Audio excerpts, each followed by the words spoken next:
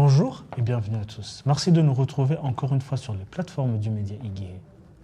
Alors que la RDC avait officiellement accepté une fois de plus un cessez-le-feu le 13 février dernier, cette fois-ci proposé par l'Angola, les tensions dans l'est de la République démocratique du Congo connaissent depuis plusieurs jours une escalade particulièrement grave. Selon des informations régulièrement transmises par l'AFC M23, les forces coalisées du régime de Kinshasa ont poursuivi leur offensive militaire en déployant des drones kamikazes dans des zones densément peuplées et sur les positions de l'AFC M23. Au cours de cette émission, nous allons essayer d'analyser actuellement la situation qui prévaut dans la région des Grands Lacs. Avec moi dans les studios, Tite Gatabazi, analyste politique. Bonjour Tite. Bonjour Bertrand. Comment allez-vous? Ça va bien, merci.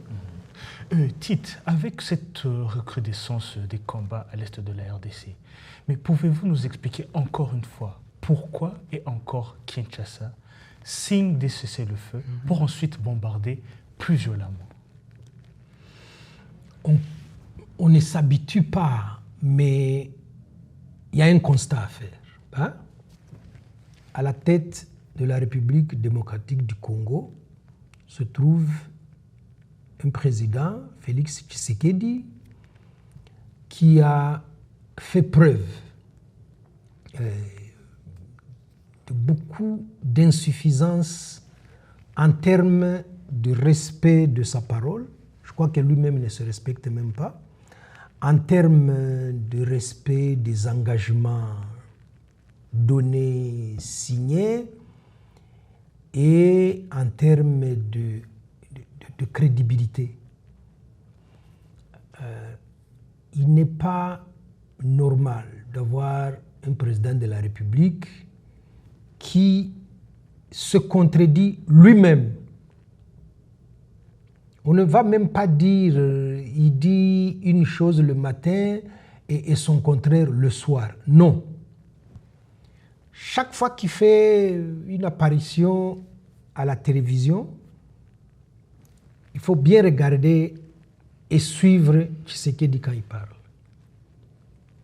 Il affirme des propos contradictoires. Hein? On peut reprendre ses apparitions sur Top Congo, à la RTNC.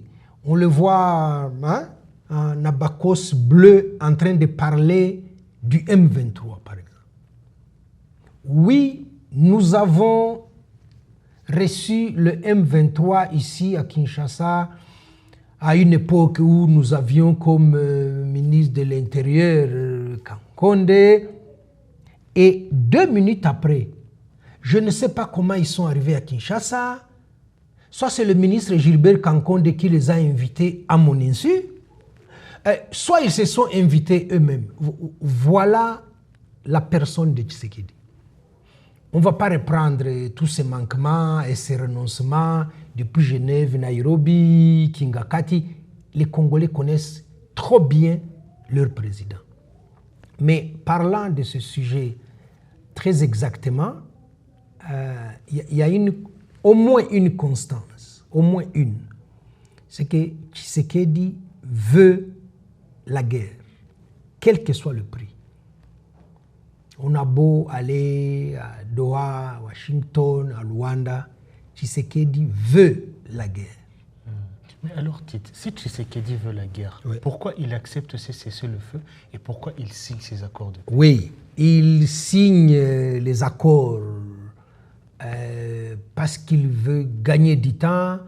Il signe les accords parce qu'il veut donner l'impression d'être sérieux et crédible.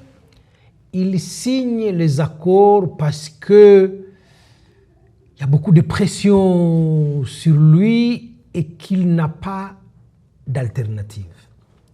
Malheureusement, chaque fois qu'il appose sa signature, il n'y croit pas une seconde. Ça n'est pas quelqu'un qui tire les leçons de ce qui a été négocié, de quoi comme engagement qu'il y a et ce qu'il y a à faire après la signature. Non. Allons-y, on nous demande de signer, on va signer, mais on va pivoter.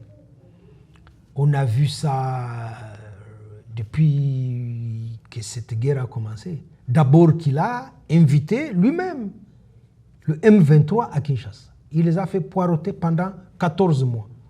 Il vient à la télévision pour dire « Oui, nous les avons... » Ah, non, mais ça doit être mon ministre Gilbert Kankonde ou alors eux-mêmes. Hein? Ça, c'est le chef de l'État qui parle. Après, il y a une série de déclarations qu'un président n'aurait pas dû.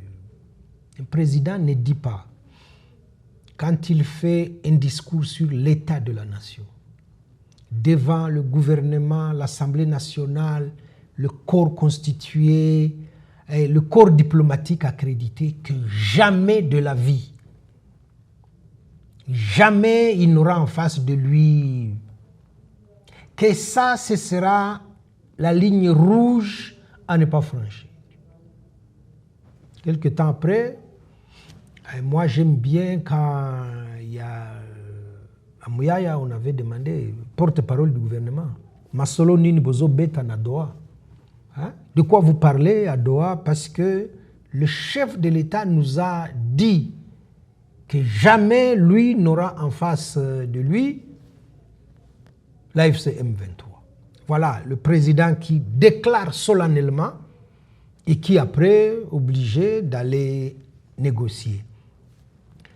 Je disais qu'il veut la guerre et il feint de négocier et de signer. Et donc, ça n'est pas étonnant qu'il ait promis au président Lorenzo la main sur le cœur. Cette fois-ci, c'est la bonne, je vais respecter le cessez-le-feu et que dans les 24 heures qui suivent, il soit en train de larguer des bombes sur des civils innocents. Tite, en parlant d'engagement de Kinshasa, la dernière en date, c'était le 13 février dernier, où la présidence congolaise a elle-même sorti un communiqué disant qu'elle accepte ce cessez-le-feu venant de l'Angola. Mais depuis ce temps, il est documenté toujours des frappes aujourd'hui. On assiste beaucoup à des frappes de drones. Première question, est-ce que pourrait-on dire qu'actuellement, nous assistons à une nouvelle dynamique dans la guerre dans l'est de la RDC avec ces frappes de drones d'abord? Ça, oui, parce qu'il a perdu la guerre terrestre, parce qu'il a juré que Goma ne tombera jamais et que, comme c'est lui qui le dit, il faut le croire. Je dis assez souvent que Tshisekedi fait la guerre, veut la guerre, à tout prix, quel que soit le prix, mais en sachant pertinemment qu'il ne peut pas la gagner. Donc on a vu, quoi, allons-y, FRDC, alliance avec FDLR, Ouazalendo, les Burundais, les mercenaires et la SADC. Plus de 40-50 000 hommes amassés à Goma et que l'AFC M23 a défait en 233 mouvements. On ne va pas refaire depuis Bunagana, Kibumba, Massissi. Aujourd'hui, ils sont aux portes d'Ouvira. Ça, il a perdu. La SADC s'est retirée. Les Burundais qui ont servi de chair à canon s'amenuisent de plus en plus, y compris les Ouazalendo. Les FDLR sont quand même en perte de vitesse. Et donc, la nouvelle dynamique, c'est quoi? Comme il veut et il tient à faire sa guerre, voilà. Il va s'approvisionner en drone et il fait une guerre aérienne. Et tous les experts vous disent que personne dans l'histoire, on ne voit pas une guerre qui a été gagnée avec la flotte aérienne. Mais parce qu'il veut continuer la guerre, pour de mauvaises raisons. Et qu'il a perdu la guerre terrestre, eh bien, il vient dans les airs, maintenant il y a des drones, et il peut bombarder comme ça indistinctement. Partout où il y a une vie qui est visible, il lance et il largue des bombes. Tite, en parlant de ces attaques de drones, l'FC M23 documente tout le temps des attaques contre des populations civiles, à part leur position militaire. Mais d'abord, que veut Tshisekedi contre ces civils? Et par ailleurs, l'FC M23 a, durant ce week-end dernier, confirmé la mort de son porte-parole, Willy Ngoma, dans l'une de ses frappes kamikazes, qui emporte aussi des civils. Mais comment interpréter d'abord ces attaques contre des civils et aussi cette perte, cette grande perte au sein de l'FC M23? Que veut Tshisekedi en bombardant les civils? Il veut jouer la terreur. Il croit naïvement qu'en continuant de bombarder les civils, il va les retourner contre l'AFC M23, ce qui produit plutôt l'effet inverse. Que veut-il en bombardant les civils? C'est cette fameuse politique de la terreur. Que Willy Ngoma, porte-parole militaire de l'AFC M23, soit tombé sur le champ de guerre, c'est tout à son honneur. C'est quelqu'un qui a montré son engagement. C'est quelqu'un qui a décidé finalement, jusqu'au sacrifice suprême, de dire, moi, je veux une coexistence pacifique pour mon pays, je veux que les exclusions s'arrêtent. Il a épousé cette cause. Et c'était une figure, hein? C'était un personnage, paix à son âme. Est-ce que cette perte au sein de l'AFC M23, est-ce que pourrait-on dire que ça va affecter la dynamique de la guerre? Parce que est-ce que l'AFC M23 va-t-il croire encore à des cessez-le-feu? Est-ce que va-t-il accepter des... Est-ce que ça ne va pas aggraver davantage la situation, même aux côtés de l'AFC M23 qui avait auparavant montré des signes de bonne foi pour...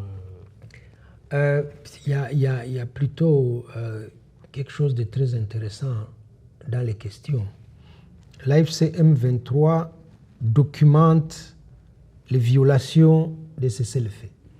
L'AFC M23 documente les frappes sur des civils non armés. L'AFC M23 documente les destructions des infrastructures. L'AFC M23 documente le discours de haine. L'AFC M23 documente tout ce qui est violation du droit international humanitaire. Ce n'est pas un exercice pour passer le temps. Ils ne sont pas en train de jouer aux cartes ou au jeu de dames le soir parce qu'ils s'ennuient.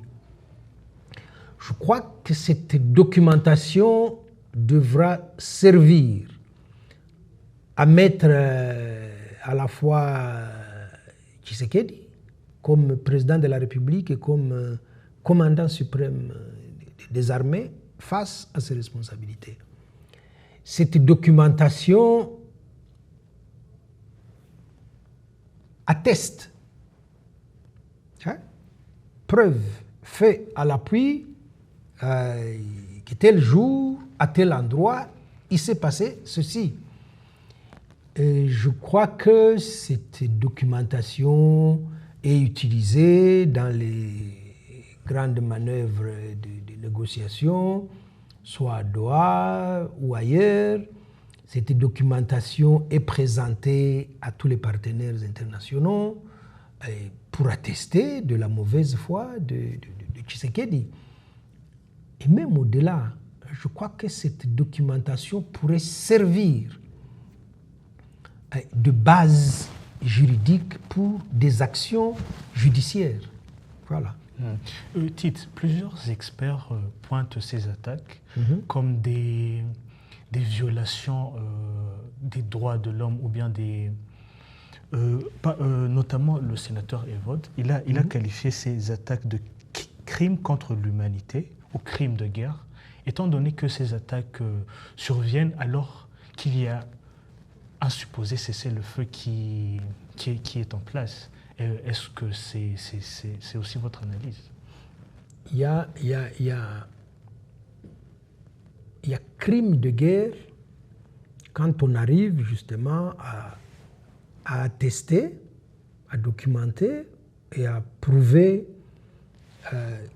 qu'il y a eu des actes délibérés pour qui se sont attaqués à des civils non armés. Je crois qu'on a vu ça beaucoup de fois à l'est du Congo. Il y a, je crois, pas une seule, mais il y a une vidéo où on entend bien, nous sommes en train de brûler les maisons des Tutsis. Ça, on l'entend. Donc là, il y a crime de guerre. Et puis, vous pouvez maintenant remonter la chaîne de commandement jusqu'au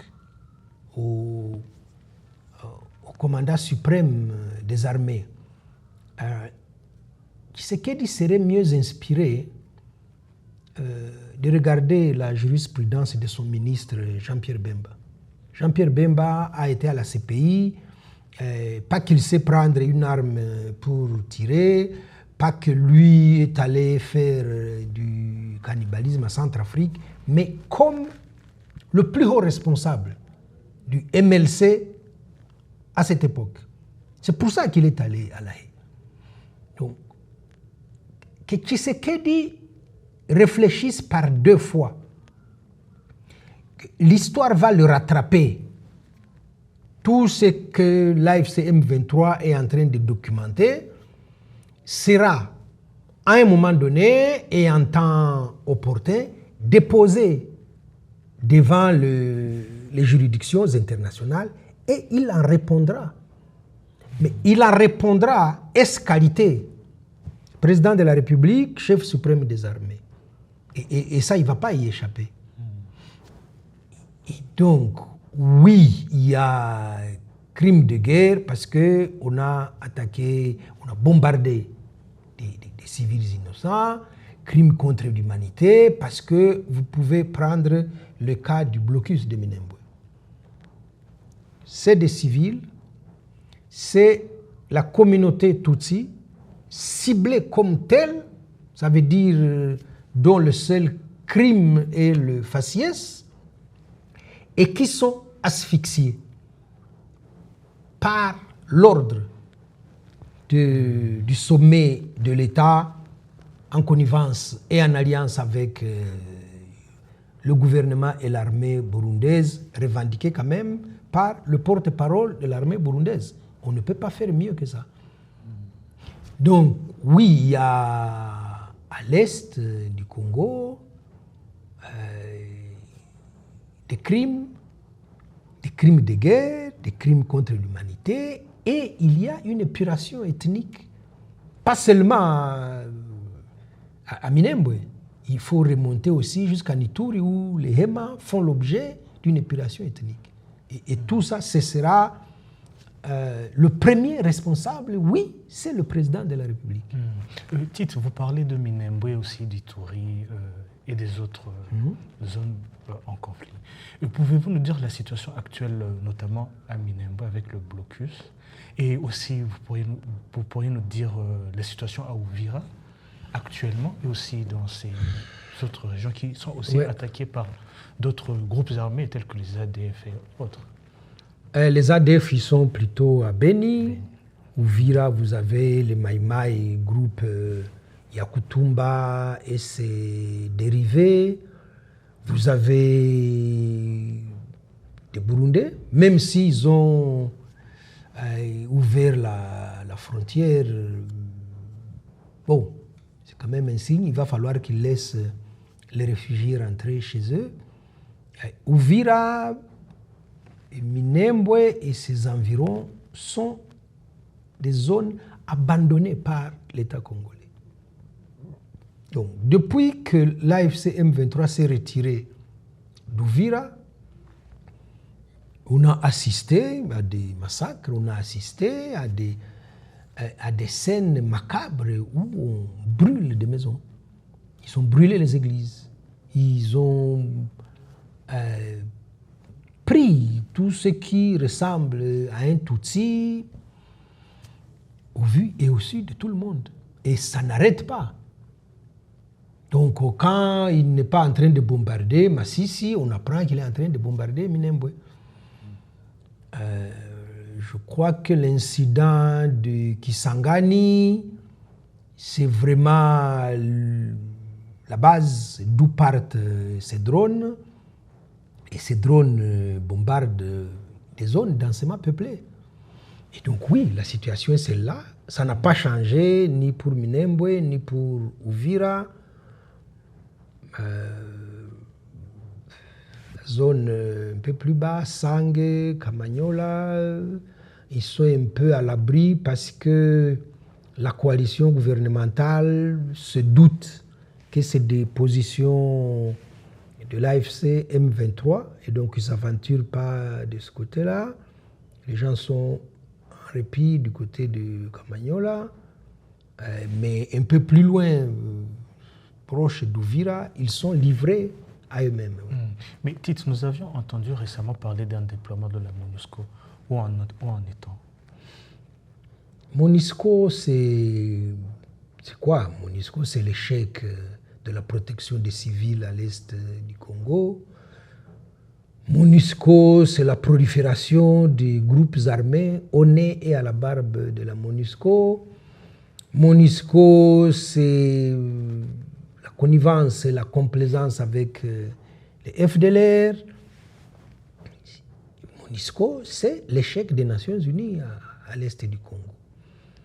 Donc, qu'on réactionne MONUSCO qui était en fin de mandat, qui a quand même réduit sensiblement son personnel, qui se replie sur Beni où ils ne font presque rien. Voilà que, en fait, on demande à la MONUSCO de faire quelque chose qu'elle n'a pas pu faire depuis 25 ans. Aller protéger les civils à Uvira. Mais je crois que c'était... il y avait comme, on dirait, les décideurs étaient très gênés. Ils ont demandé à l'AFC M23 de quitter Uvira. Pendant une semaine, ils avaient protégé la population. Et donc, exiger qu'ils quittent sans qu'on leur dise vous serez relayés par des troupes qui sont neutres au moins, ne serait-ce que pour protéger cette population. Parce que c'est l'une des premières missions à la fois d'un gouvernement et des Nations Unies. Et donc, par dépit, ils se sont dit, allez, on va se sortir de cette situation qui quand même nous embarrasse beaucoup. On va demander que la MONUSCO aille à Uvira. Ça n'est pas encore fait.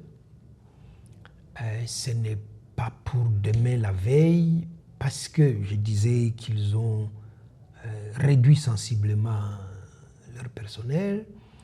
S'il faut le renforcer, il va falloir trouver des pays pourvoyeurs de troupes. C'est des procédures qui sont très longues.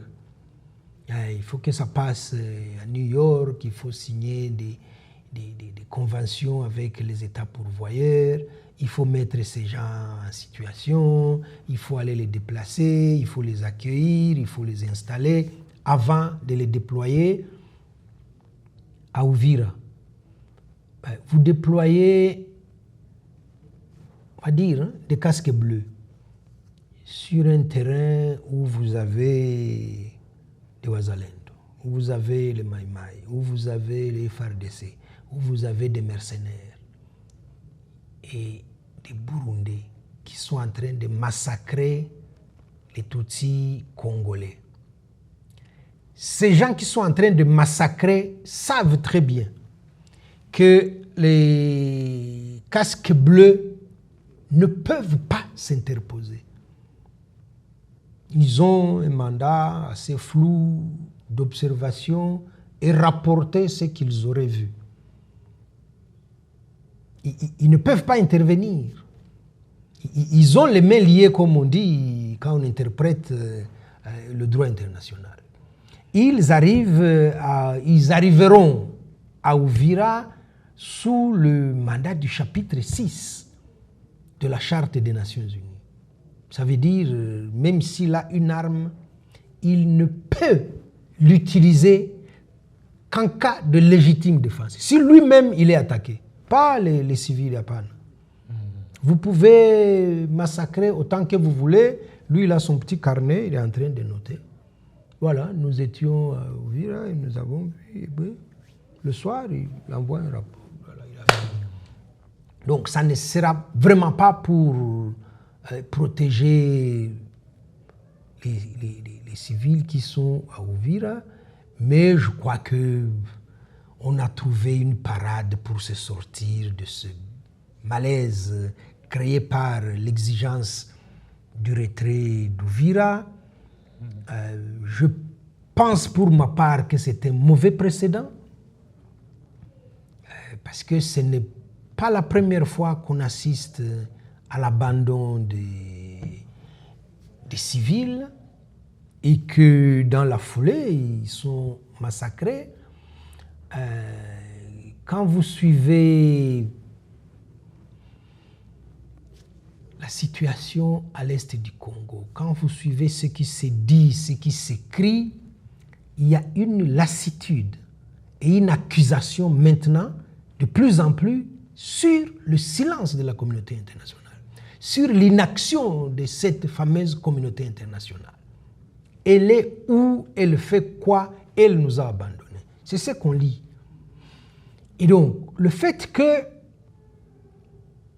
l'opinion soit consciente que la communauté internationale, la MONUSCO, les organisations de défense des droits de l'homme, c'est pour les autres, c'est pas pour nous.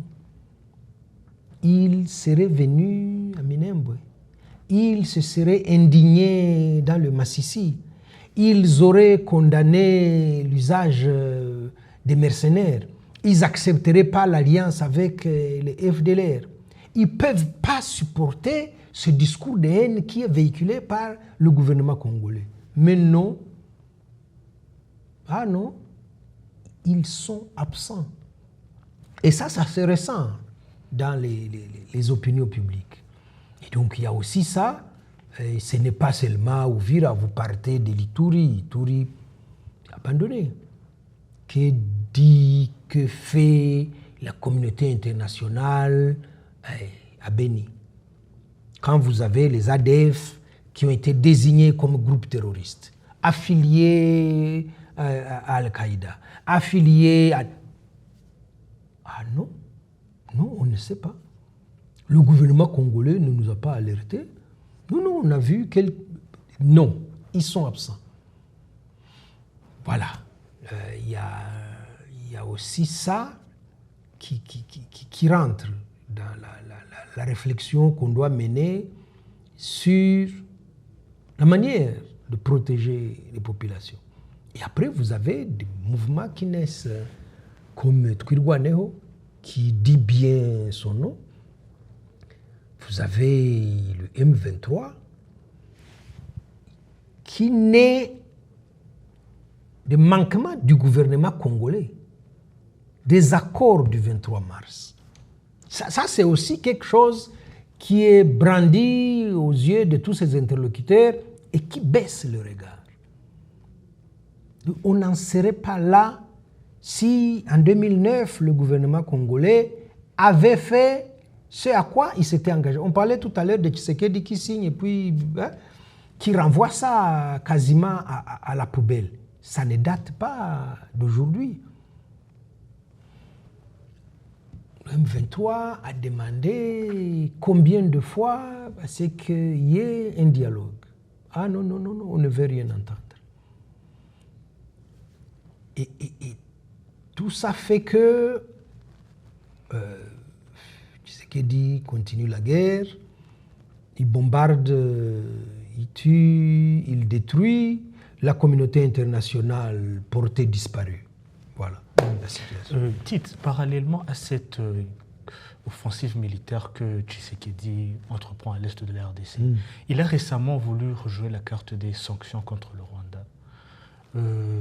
Par exemple, en allant aux États-Unis devant des sénateurs américains, mais où il s'est vu une fin de non-recevoir. Mais quelles sont les marges de manœuvre que dans le reste que Tshisekedi maintenant a? Parce que du côté de la guerre, c'est une guerre qui continue, où on ne voit pas la fin. Et du côté diplomatique, des fins de non-recevoir.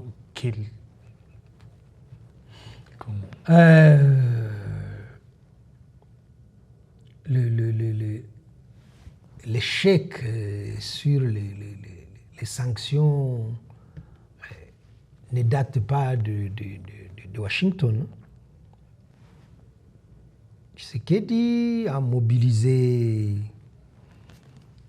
à la fois les ressources nationales, on va dire c'est son droit, il a mobilisé ses partenaires. On a vu le ministre belge Maxime Prévost se dépenser sans compter et finalement venir à Kinshasa et déclarer, les gars, on a tout fait, on n'a pas obtenu les sanctions contre le Rwanda.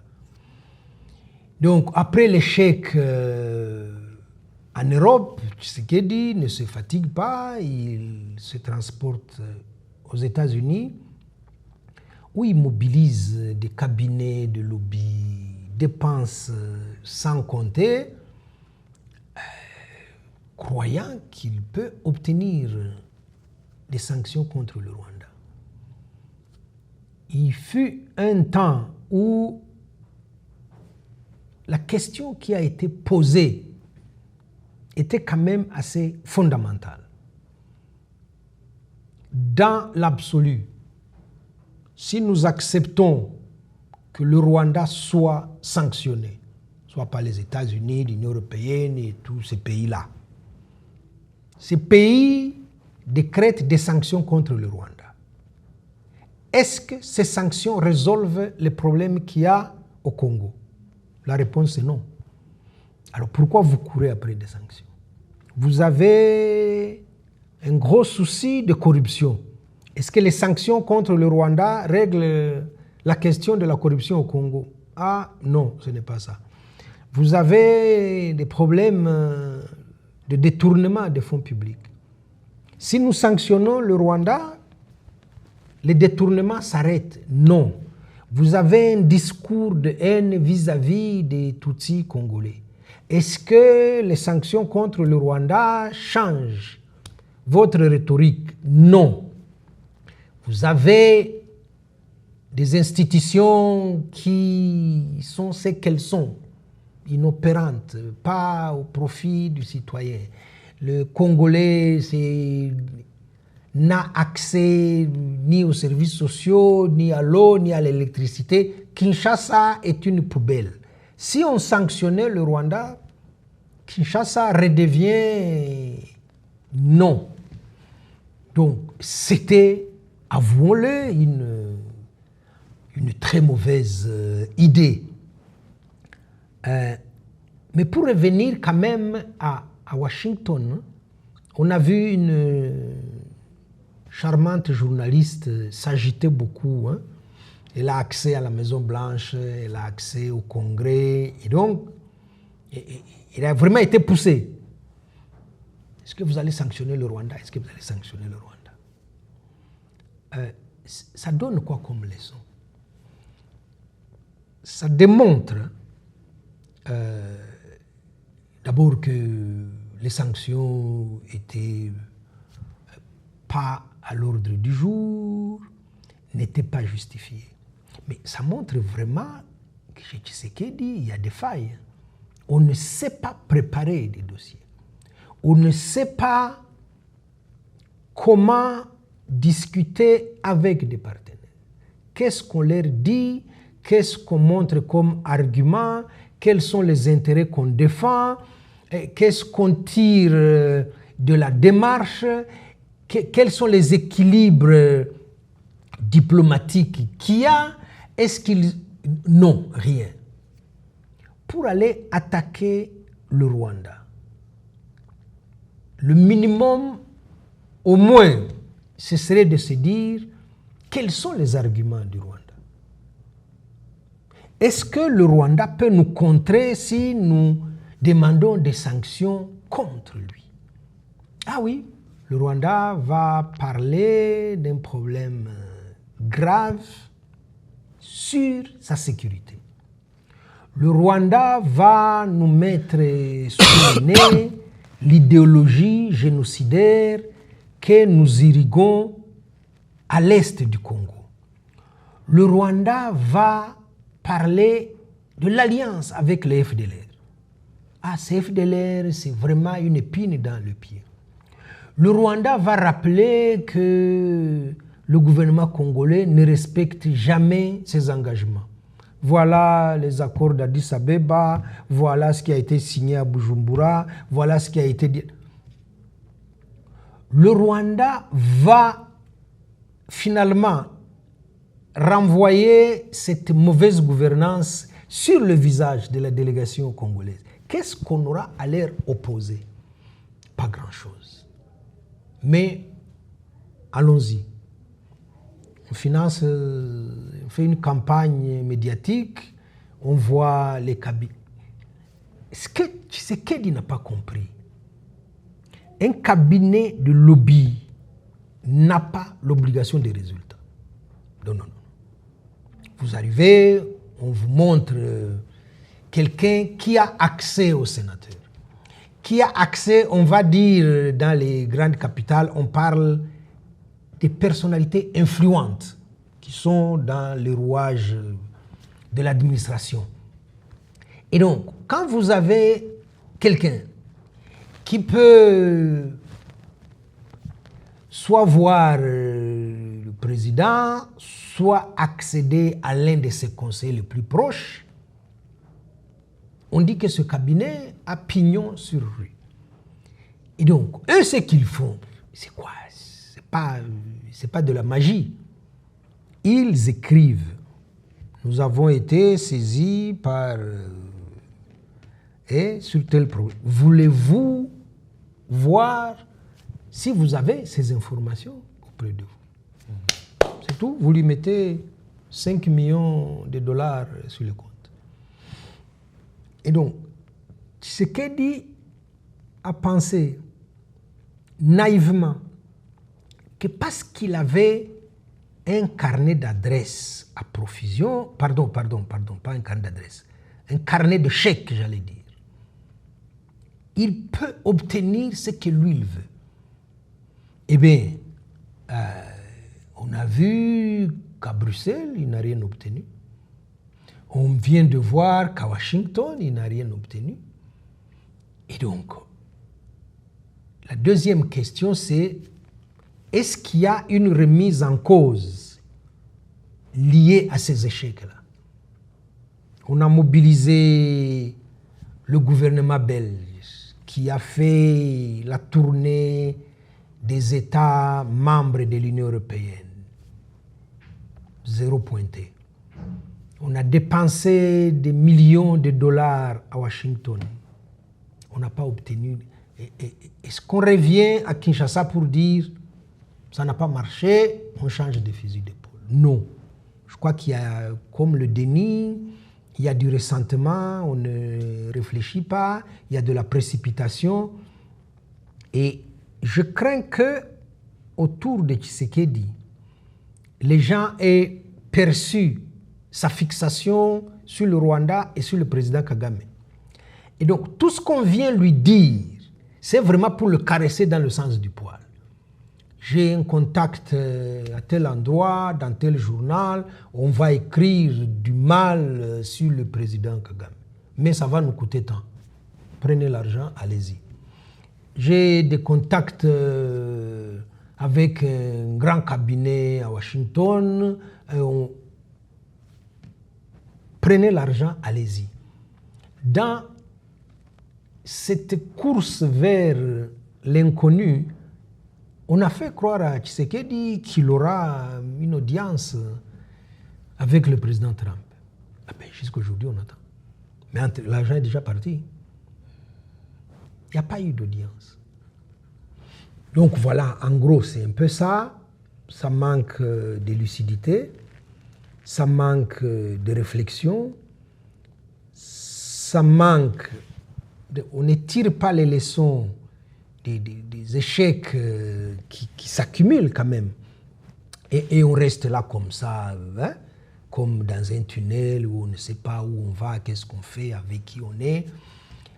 Et on en est à multiplier comme ça des coups d'épée dans l'eau. Le soir, on rentre, on est fatigué, on pense qu'on a fait quelque chose. Non. Le lac ou la mer est toujours là. Tite, en parlant des millions de dollars ou d'euros dépensés par Kinshasa, le RDC a récemment signé un partenariat qui a fait polémique avec l'AS Monaco en France. Mais tout de suite après, une procédure judiciaire a été ouverte en France. Est-ce que pouvez-vous nous dire d'abord qu'est-ce qui s'est passé et pourquoi? C'est tout ce qu'on est en train de dire. Ça rentre dans cette précipitation, cette cacophonie, cette course à l'enrichissement personnel. À Kinshasa, tout comme dans toute la République, on insulte personne en disant qu'il n'y a pas d'infrastructure. On ne va pas dire, même le stade de Martyrs n'est pas homologué par la CAF. Hein?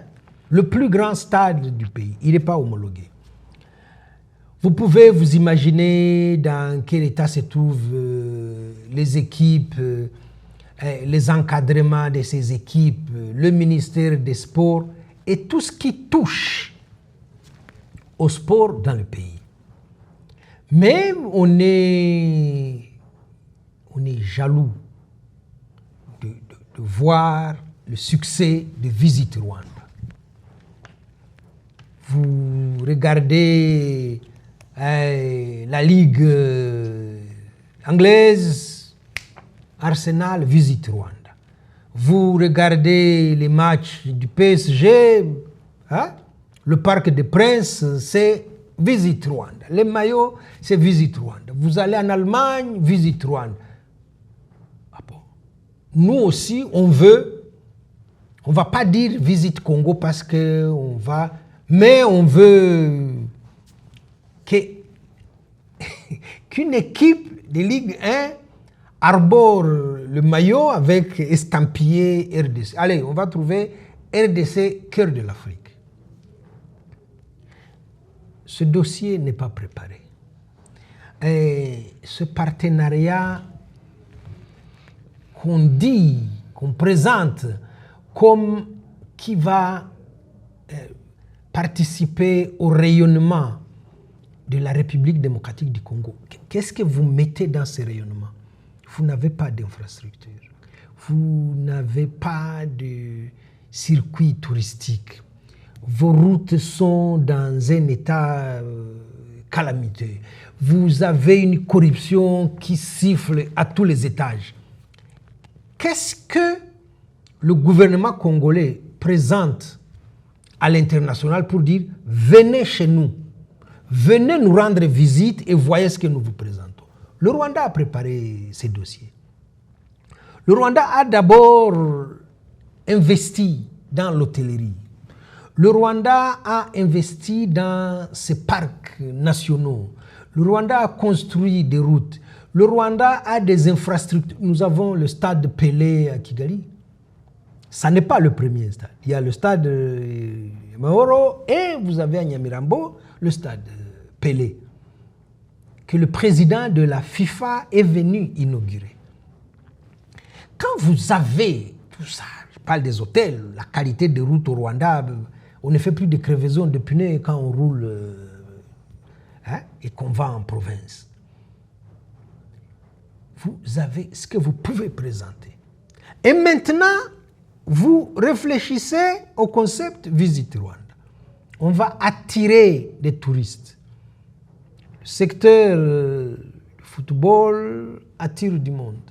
Les stades sont pleins et les gens qui aiment le foot après les vacances, ils peuvent venir au Rwanda. Toute cette démarche, Kinshasa saute par-dessus et dit, nous, on veut aussi attirer des gens. Ça, c'est des deux. On a l'habitude de surfacturer à Kinshasa. Et donc, on sort des sommes astronomiques pour aller signer le partenariat. Et vous avez des Congolais de la diaspora, je crois, qui ont regardé par 2 fois et qui disent il y a eu blanchiment dans ces opérations. Il y a eu des détournements dans ces opérations. Et donc, ils prennent un avocat qui saisit les instances judiciaires. Et aujourd'hui, le Congo se trouve plutôt en procès. Et je crois que ça embarrasse beaucoup le club monégasque, qui est quand même le club du Prince Albert. Monaco, ce n'est pas un endroit où viennent jouer des petits. Et aujourd'hui, que le club de Monaco se retrouve en procès à cause des maladresses des Congolais, ça la fout mal. Voilà. Toujours, Tite, en parlant de ces millions de dollars dépensés par Kinshasa à travers ces partenariats, mais aussi autres, une polémique entoure ces transactions. Oui.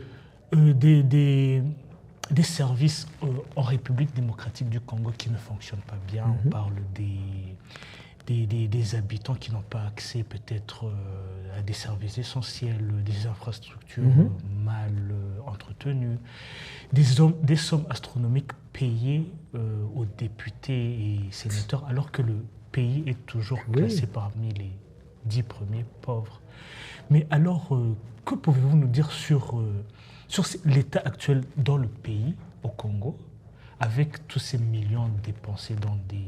Vous avez parlé de lobbying, vous avez parlé de l'AS Monaco, mais la situation... Non, mais ça, il n'y a pas besoin de beaucoup de commentaires. Je dis que le pays est gangréné par la corruption, par le détournement, par la paupérisation des citoyens et par le tribalisme. Ça, c'est tout. Kinshasa est une poubelle à ciel ouvert. C'est là que vit le président de la République. C'est là que vivent les ministres. Tous ces sénateurs vivent à Kinshasa, tous ces députés vivent à Kinshasa. Ça dit ce que ça dit.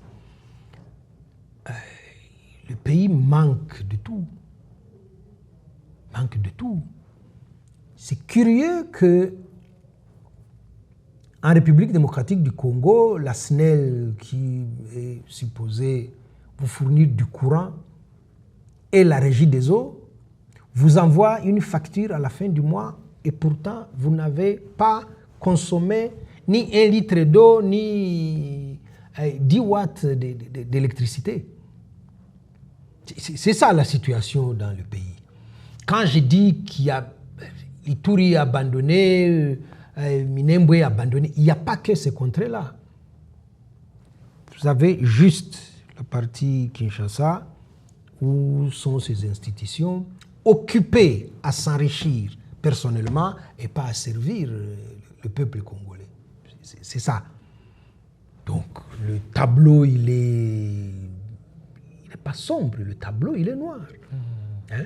Une mission du Fonds monétaire international leur dit, mais la masse salariale, elle est très impressionnante. Mais on sait comment ça se passe, même s'ils le disent dans des termes diplomatiques. On grossit les chiffres des fonctionnaires, on multiplie les salaires, on ne sait par combien, pour s'en mettre plein les poches. Les fonctionnaires fictifs, c'est vraiment en République démocratique du Congo. Des gens sont en train d'écrire que l'ambassadeur du Japon à Kinshasa s'est fait passer pour un touriste. Il arrive à l'aéroport de Lubumbashi. Je dis, mais c'est pas croyable.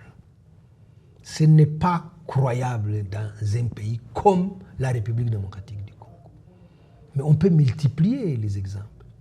Hein? L'aéroport d'Njiri, c'est la vitrine du pays, mais c'est à l'image de la ville de Kinshasa. Donc voilà un peu la situation, elle est celle-là.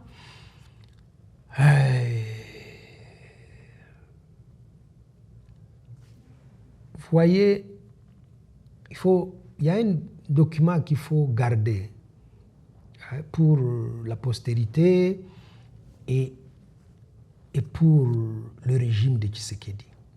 Son ancien ministre des Finances, Nicolas Kazadi, pour ne pas le citer, passe à la télévision et dit « Qu'est-ce que vous voulez que je vous dise ?» Chaque fois qu'il y a une rentrée d'argent, tous ces beaux messieurs en costume, cravate de la présidence vous tombent dessus. Donnez-nous l'argent, la réflexion, ce sera pour plus tard. Et il donne un exemple concret. Une des façons de ponctionner l'argent du trésor public a été de créer des structures autour de la présidence. Tel organe chargé de ne sais quoi, tel organe, et il en a identifié 54.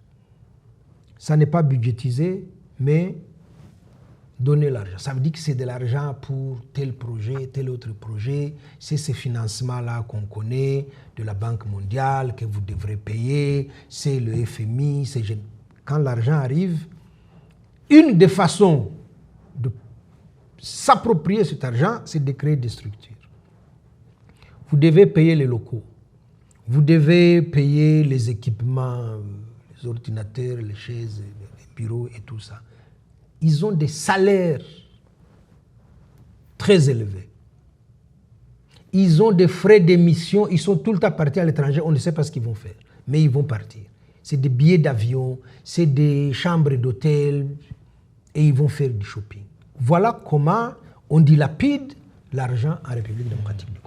Le pays manque de tout, mais son administration dépense des millions. Tite, à notre sujet d'actualité, oui. Nous avons très récemment vu Patrick Mouyaya au Canada s'adresser à ses compatriotes. Et un fait très étonnant, il a parlé d'une langue qui se parle en RDC, de Kihutu. Est-ce que avez-vous, en tant qu'analyste politique, avez-vous connaissance de cette langue? Ou bien, pouvez-vous nous dire... Oui, il y a, on disait tout à l'heure, le discours de haine qui est alimenté par le sommet de l'État, le discours de haine qui est irrigué par les moyens de l'État. On paye de fameux youtubeurs pour qu'ils diffusent le discours de haine. C'est même à la télévision nationale. On a quand même vu le général Ekenge suspendu pour avoir dit ce qu'il a dit à la télévision nationale. Et donc, dans la désignation du Tutsi congolais comme étranger, comme infiltré, comme quelqu'un qui ne fait pas partie de la communauté nationale, on a extrait le Hutu pour en faire, lui, citoyen congolais, et pas le Tutsi, il est exclu. Et comme les Hutus, les Tutsis et les Twa parlent Kinyarwanda, les Hutus ont trouvé une façon assez maladroite qui ne répond à aucun critère ni sociologique, ni historique, ni juridique, de faire ce raccourci-là. Et on a vu le vice-ministre de l'Intérieur, Ndeze, expliquer ça à la télévision nationale. Et en prenant quoi comme raccourci? Nos voisins, les Nandais, ils parlent Kindande. Okay? Les autres, les Houndé, eux, ils parlent Kihunde. Ok, d'accord. Les Havu parlent Kihavu. Et donc, nous, les Hutus, nous parlons le Kihutu. Mais il est en train d'exclure le Tutsi congolais. Les autochtones, ce sont les Hutus. Et le Tutsi, c'est, voilà, le bouc émissaire. C'est lui l'étranger, c'est lui l'infiltré, c'est l'ennemi intérieur. Parce que lui n'a pas de langue ici. Lui n'est pas enraciné chez nous. C'est ça que le ministre Mouyaya est allé reprendre au Canada. Donc ça participe à cette déshumanisation du Tutsi congolais. Et à un moment donné, il va falloir... Je crois qu'il y a un procès contre le général Ekenge pour discours de haine et stigmatisation de la femme Tutsi plus précisément. Il faudra y adosser aussi le dossier Mouyaya. Tite, à Kinshasa, nous observons l'opposition politique non armée qui commence à s'activer. Nous avons vu Jean-Marc Kabound de retour d'Europe qui a dit non au dialogue politique proposé par Tshisekedi. Est-ce que pouvons-nous dire que maintenant l'opposition congolaise non armée à Kinshasa commence à s'activer? Ils se sont réveillés. Hein? Bon, on a vu Jean-Marc Kabound, c'est vrai, passer par la Belgique, puis la France. Il a fait les plateaux de télé. Très bien. Mais il n'est pas le premier à avoir dit non à ce format de dialogue proposé par le président Tshisekedi. Il faut dire que le dialogue inclusif, c'est vraiment l'initiative de la Senko et des églises protestantes. Mais que Tshisekedi voulait vider de sa substance et récupérer ça et en être l'arbitre. Les premiers à avoir contesté ça, c'est vraiment, il faut leur faire crédit, c'est le groupe à l'ancien président Joseph Kabila, qui disent, en gros, oui au dialogue, mais à condition qu'on libère les prisonniers politiques, qu'on lève quand même ces condamnations politiques. Hein. L'ancien président Kabila est condamné à mort. Le coordonnateur Nanga est condamné à mort. Bertrand Bisimwa, coordonnateur adjoint, sa tête est mise à prix. Le général Makenga, sa tête est mise à prix. Comment voulez-vous organiser un dialogue inclusif pendant que vous êtes en train d'exclure à la fois des personnalités de la scène politique et qui sont chefs des mouvements politiques? Donc, le groupe à Kabila avait dit il y a des préalables à remplir. Ça n'est suivi Ensemble pour la République de Moïse Katumbi, qui dit presque la même chose. Et maintenant, vous avez Denis Senga, qui, lui, va très loin. Il va plus loin que tout le monde. Denis Senga, lui, dit, le président Tshisekedi éteint des problèmes que nous avons à résoudre. Donc, il ne peut pas s'improviser arbitre. On ne l'acceptera pas. Et donc, Jean-Marc Kaboundi, qui sort de prison, qui est en train de se refaire une santé politique, fait une tournée en Europe pour aller reprendre des contacts et dit quand même presque la même chose. Tshisekedi n'est pas qualifié pour organiser le dialogue politique en République démocratique du Congo. Donc, il y a comme un consensus de cette opposition non armée qui veut le dialogue, mais sous le parrainage de la Senko et des églises protestantes. Et pas le dialogue version Tshisekedi. Tu vois, il s'est quand même activé, il est allé à Luanda, il a esquivé Lomé, il demande au président Lorenzo de lui organiser ça. Les autres disent, attention, non seulement il veut récupérer et vider la proposition de la Senko et des églises protestantes, mais il ne peut pas se mettre au-dessus de la mêlée pendant que lui il est impliqué. Et donc voilà, je crois que c'est ce que Jean-Marc Kaboundi est allé expliquer. Il rejoint tous les autres que je viens de citer. Et ça va être très difficile au président Tshisekedi de passer outre les exigences, oui, de l'opposition politique. Tite, en tout cas pour aujourd'hui, nous vous disons merci infiniment. Ah ben c'est moi qui vous remercie. Mais on ne vous dit pas au revoir. Eh bien à très bientôt alors. Merci beaucoup. Merci. Chers téléspectateurs, merci beaucoup d'avoir été avec nous et surtout, restez branchés sur les plateformes du média Igué.